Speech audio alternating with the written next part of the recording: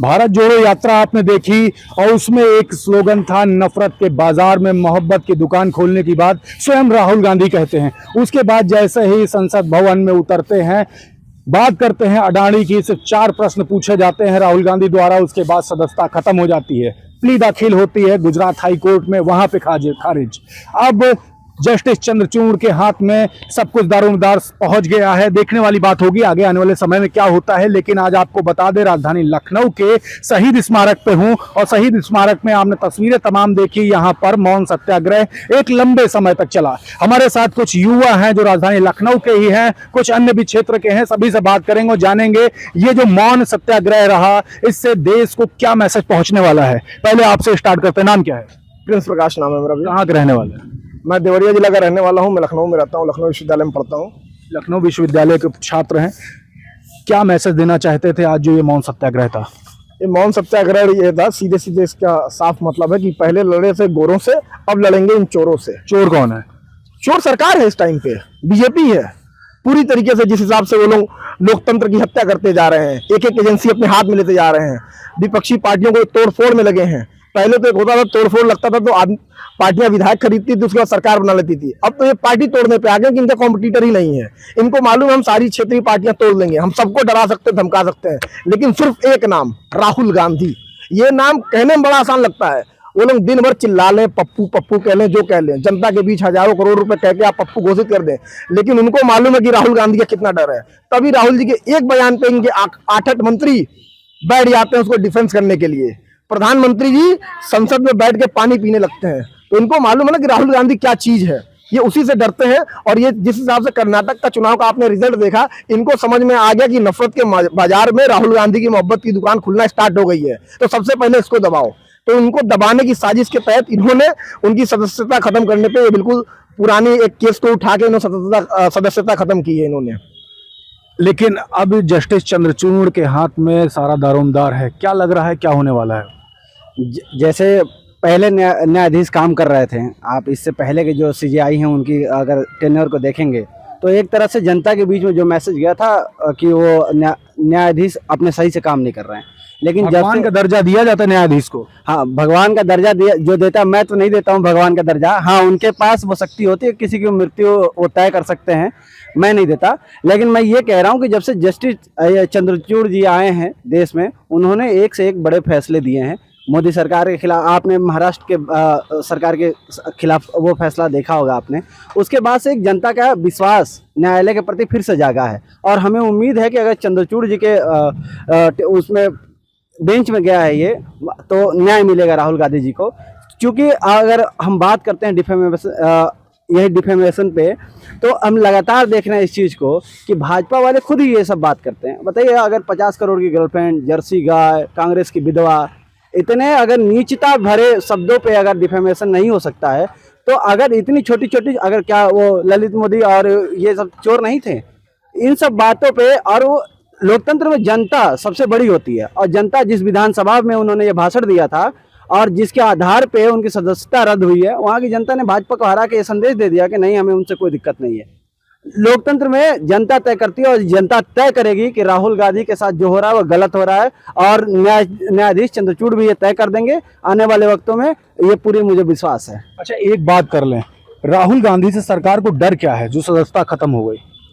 देखिए, जिस प्रकार से डर ये बता रहा है, वो खेतों में घूम रहे हैं, लोगों से जाके असंगठित क्षेत्रों में जा रहे हैं, लोगों से जाके बात कर रहे हैं, ट्रैक्टर पे घूम रहे हैं। ये एक तरीके से आम तौर पर ये एक तरीके से जेन्युइन काम कर रहे हैं जो आम जनता कर रही है। लेकिन पता नहीं बीजेपी को कौन सा डर सता रहा है कि राहुल गांधी के पीछे ऊपर फोकस किए। और जिस तरीके से आपको बता दें, लगभग 84,000 करोड़ रुपए राहुल गांधी को सिर्फ पप्पू कहने में खर्च करवा दिया गया। अगर वही 84 करोड़ रुपए अस्पताल, कॉलेजेस और स्कूल बनवा रहे होते तो आज हमारा देश दूसरे दौर पे होता। और ये एक भाजपा की बहुत जानी मानी बेटी हैं स्मृति ईरानी जी।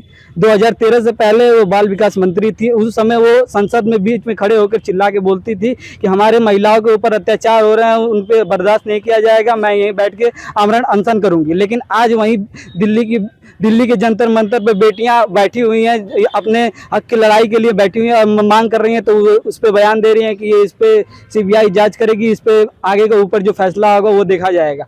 और जिस प्रकार से धर्म की लेके ये बात होती है कि एक मैंने पोस्टर देखा था, उस पर लिखा हुआ था ठाकुर कुंदन सिंह और नीचे लिखा हुआ था भाजपा किसान मोर्चा अध्यक्ष, और उसको जब मैंने अंदर से खंगाला तो पता चला कि एक बस्ती जिले की रहने वाली 14 साल की बेटी है, उसको इतनी बेरहमी से उसका बलात्कार करके और तब तक किया गया जब तक उसकी मृत्यु ना हो गई।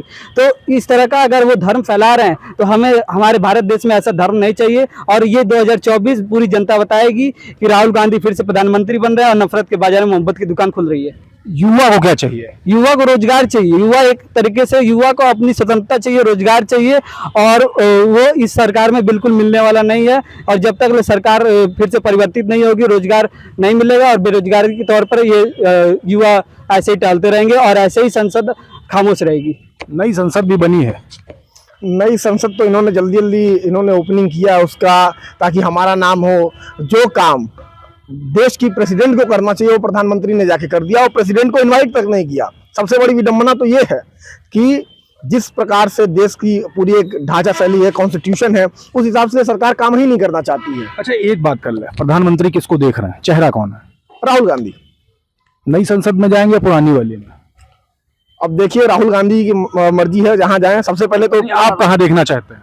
मैं तो पहले चाहता हूं कि वो पुरानी संसद में जाएं। पुरानी संसद अगर जो नहीं है तो हमारी मान लीजिए कम से कम विरासत तो है, वहां जाके पहले माथा टेक लें, उसके बाद से वो नई संसद जाएं। तो नई संसद में क्या गंगा जल छिड़केंगे पहले? नहीं, बिल्कुल नहीं। वो गंगा जल से सबसे पहले तो इनको पवित्र करेंगे, जो इनके जितने भी दुष्कर्म किए हैं बीजेपी ने। तो सबसे पहले मैं चाहूंगा कि वो साइन करके इन नेताओं को पवित्र कर दे, उनकी किए की सजा दे दें। अच्छा, एक बात कर ले, सारी बातों से हट करके, राहुल गांधी लगातार असंगठित क्षेत्रों में जा रहे हैं, कभी ट्रक ड्राइवर के साथ, कभी पंचर वाले के साथ, कभी खेतों में किसानों के साथ। तो इससे कौन सा फर्क पड़ने वाला है और क्या मैसेज देना चाहते हैं इससे? देखिए, इस देश की असली जनता वही रहती है। इस देश का जो 50% से ज्यादा का क्षेत्र है वो यही है। 80% जनता हमारी यही काम करती है, रोज कुआं खोदती है, रोज पानी पीती है। इनके जो मोदी जी का जिनके साथ उठना बैठना, वो अंबानी अडानी, आप रोज आपने संसद में फोटो देखी होगी जिसके बाद इतना बवाल हुआ जो मोदी का फ्लाइट में था।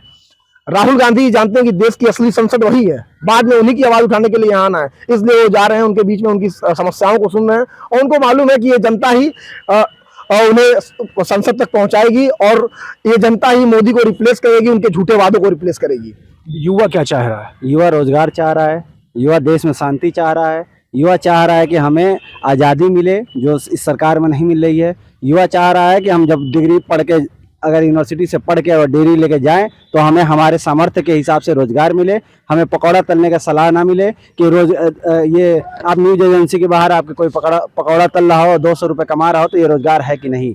आप जब मुख्यमंत्री थे तब आप कहते थे कि सामर्थ्य के हिसाब से रोजगार मिलना चाहिए, और आप जैसे प्रधानमंत्री बन रहे हैं कि कह रहे हैं पकौड़ा तलो। प्रधानमंत्री जब बने तो उस समय गुजरात मॉडल की बात हुई थी, तो क्या गुजरात मॉडल पिछले 9-9.5 साल में दिखाई दे रहा है? बिल्कुल लागू हुआ है गुजरात मॉडल, पूरे देश में लागू हुआ है। पूरे देश में अशांति है, पूरे देश में हिंसा है, एक खासकर यूपी में सबसे बड़ा लोकसभा है। गुजरात मॉडल लागू तो है, शिक्षा आपने महंगी कर दी, आपने सारी चीजें धूमिल कर दी, लोकतंत्र को आपने लोकतंत्र को लगभग खत्म कर दिया आपने, संविधान के खिलाफ आप जा रहे हैं।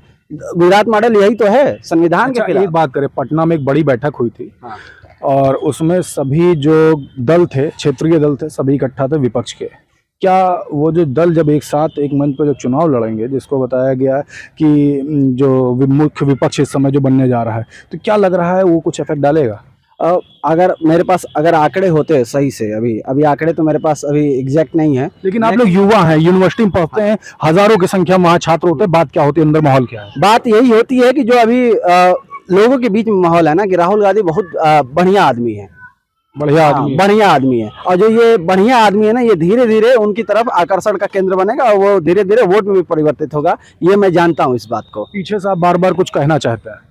जब 12वीं छात्र पास करते थे तो उनके में बहुत सारी बात होती थी कि रेलवे की वैकेंसी आई है, बीएसएनएल की आई है, यहाँ आई है, वहाँ आई है। वो जब यूनिवर्सिटी तक आते तो वो पेपर देना स्टार्ट कर देते थे। अब तो ये भी ठिकाना नहीं कि पीएचडी करने के बाद भी जॉब मिलेगी कि नहीं मिलेगी। यही है गुजरात मॉडल। बनिया मॉडल, जिनको ये कहते हैं ना बनिया मॉडल, हमारे यूपी बिहार का जो कॉन्सेप्ट है, बच्चा क्या सोचता है, उनके माँ बाप क्या सोचते हैं, खटिए बैठ के सपना देखता है बच्चा कि मैं आईएएस बनूंगा।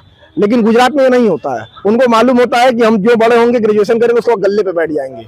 वही चीज मोदी जी हर जगह लागू करना चाहते हैं, लेकिन हर जगह तो ये बात संभव नहीं है ना, तो उन्होंने वो लागू करना चाहते हैं, वो तो ठीक है, बढ़िया छोटी छोटी चीजें बेचते हैं, अपना घर चलाते हैं, वो बढ़िया बात है, लेकिन इन्होंने तो देश ही बेचना स्टार्ट कर दिया है, तो ये बहुत ही गलत है। ये देश को एक दिन ये ले डूबेगा ये चीज, और बेचना भी है आपको। देश के 5 जो बड़े प्रॉफिटेबल एयरपोर्ट्स हैं, महाराष्ट्र हो गया, लखनऊ हो गया, बेंगलोर, वो जब बेचना है तो आप किसको बेच रहे हैं? आप सिर्फ पूरे देश में आपको एक ही व्यक्ति दिखता है, अडानी। पूरे गुजरात पोर्ट पे सिर्फ एक ही व्यक्ति दिखता है बेचने के लिए, अडानी, और कोई नहीं दिखता है। ये एकदम साफ तरीके पे साफ है कि उद्योगपतियों की सरकार है, ये लोगों की सरकार नहीं है, ये 130 करोड़ जनता की सरकार नहीं है। सिर्फ उन्हें भ्रमित किया गया है। 5-5 किलो राशन देके 1000 रुपए, 1100 रुपए के गैस पे वो राशन पकवाए गए हैं, और जो तेल 80 रुपए में आता था, 280 रुपए में देके इन्होंने तेल पकवाए हैं। एक तरह से इधर सरकार एक कान इधर से पकड़ती है ना, तो ये इधर से कान पकड़ रहे हैं, लोगों को दिखा रहे देखो हम कान नहीं पकड़ रहे हैं। तो पूरी तरीके से वही कॉन्सेप्ट है, यहाँ पे लोगों को बेवकूफ बनाने का काम किया जा रहा है। धर्म की बात में, जिस व्यक्ति को ये नहीं मालूम है कि एक राजा का धर्म क्या होता है, वो हमें धर्म पढ़ाएगा, वो हमें बताएगा। जो टेलीप्रॉम्प्टर के बिना 2 शब्द नहीं बोल पाता है, वो हमें मंत्र पढ़ना सिखाएगा।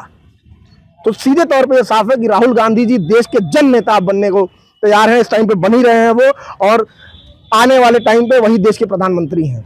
देखिए, ये युवा हैं जिनसे बात हो रही थी, नफरत के बाजार में मोहब्बत की दुकान खोलने की बात लगातार राहुल गांधी कर रहे हैं, असंगठित क्षेत्रों में जा रहे हैं। और आज राजधानी लखनऊ के शहीद स्मारक पर आज मौन सत्याग्रह था, यहाँ पर युवा थे, इनसे हमारी बात हुई, सभी ने काफ़ी सारी बात की, बहुत डीप में जाकर काफ़ी सारे मुद्दे रखे। कैसी लगी आपको ये बात, कमेंट बॉक्स में लिखें। और आप कोई मुद्दा अगर उठाना चाहते लगता है तो उसको भी कमेंट बॉक्स में लिखें, मैं मुद्दा उठाऊंगा ज़रूर। और आपके क्षेत्रीय कोई समस्या है तो समस्या भी मुझे पर्सनली कनेक्ट होकर के लिख सकते हैं, मैं आपके क्षेत्र में आऊँगा, आपकी बात ज़रूर उठाऊँगा। मैं